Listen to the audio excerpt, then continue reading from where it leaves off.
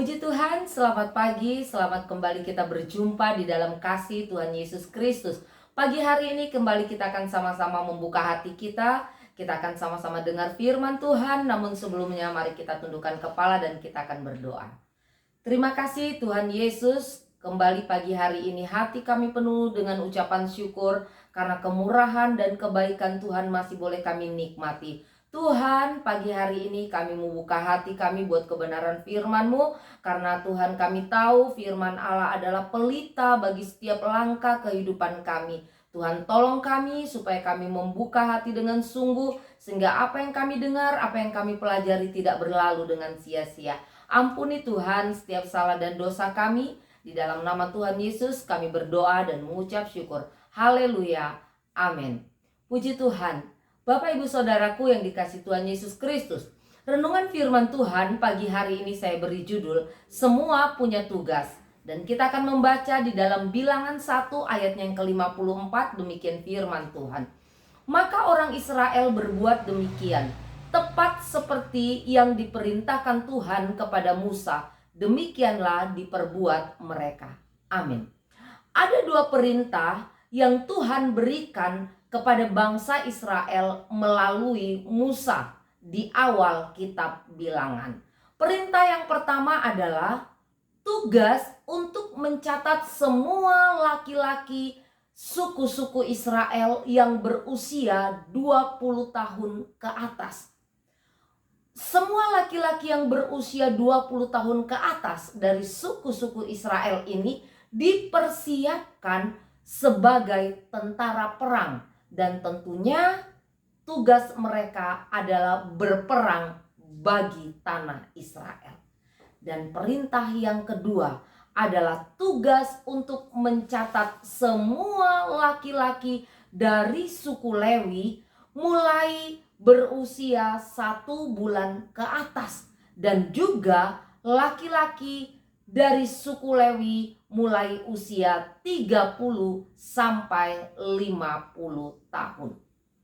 Laki-laki suku Lewi yang berusia 30 sampai 50 tahun ini punya tugas, yaitu mengurus kemah suci dan mengatur semua kegiatan peribadatan yang ada.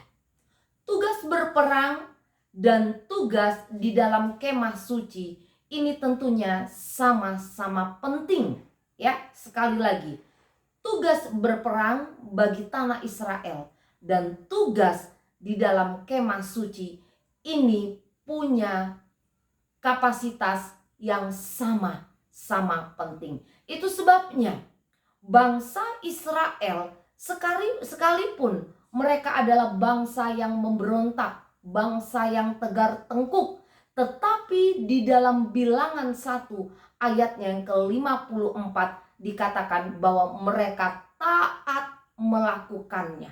Mereka melakukan tepat seperti yang diperintahkan Tuhan kepada Musa. Demikian juga dengan saya dan saudara.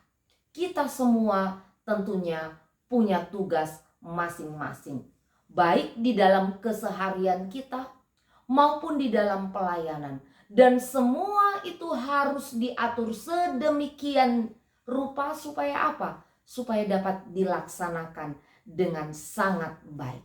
Di dalam rumah, di dalam keluarga ada tugas bagi masing-masing penghuninya.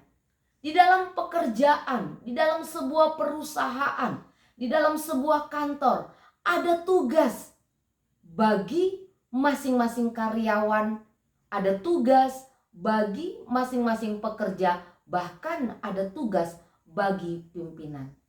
Di dalam gereja, di dalam pelayanan pun demikian. Ada tugas bagi tiap-tiap pelayan dan bagi setiap jemaat yang ada. Seringkali kita ini berontak. Seringkali kita ini tidak bisa terima dengan setiap aturan dan pembagian tugas yang ada. Ya, mungkin kita merasa bahwa tugas itu tidak cocok untuk kita. Tugas itu cocoknya untuk si A, si B, dan lain-lain. Sehingga yang terjadi apa? Yang terjadi persungutan. Yang terjadi apa? Yang terjadi kekecewaan. yang terjadi apa? Yang terjadi amarah dan ada omongan-omongan yang seharusnya tidak pantas dikeluarkan.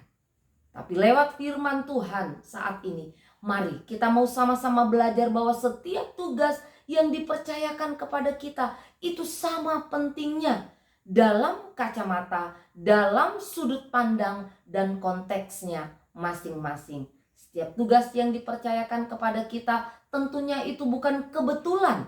Karena apa? Karena Tuhan pasti bisa memakai orang-orang untuk mengatur hal-hal tersebut ya, sesuai dengan talenta dan kapasitas kita masing-masing. Satu hal tanamkan di dalam setiap hati kita. Mari kita belajar taat menunaikan, taat melakukan setiap tugas yang dipercayakan kepada kita dengan segenap hati kita. Ya, apapun posisi kita mau melakukan, dimanapun posisi kita mau melaksanakan, menunaikan setiap tugas itu dengan apa? Dengan sepenuh hati kita, bukan untuk manusia, melainkan untuk Tuhan. Sehingga bukan kecewa, bukan marah, bukan iri hati, bukan persungutan yang ada, melainkan sukacita karena Tuhan. Amin. Sama-sama kita berdoa. Terima kasih Tuhan Yesus buat kebenaran firman-Mu yang boleh mengingatkan kembali kepada kami bahwa setiap kami memiliki tugas masing-masing. Dan ajar kami Tuhan, kami bertanggung jawab dengan setiap hal yang Tuhan percayakan kepada kami. Bahkan sekecil apapun kepercayaan yang Tuhan beri kepada kami. Tuhan Yesus, di sepanjang hari ini kembali kami mau menyerahkan segenap hidup kami ke dalam tangan kasih dan kemurahan-Mu. Tuhan pegang tangan kami, Tuhan tuntun setiap langkah kehidupan kami, supaya kami boleh berkenan di hadapan-Mu di sepanjang hari ini ya Tuhan. Berkati setiap hal yang akan kami kerjakan di sepanjang hari ini, supaya nama Allah yang dipermuliakan di dalamnya.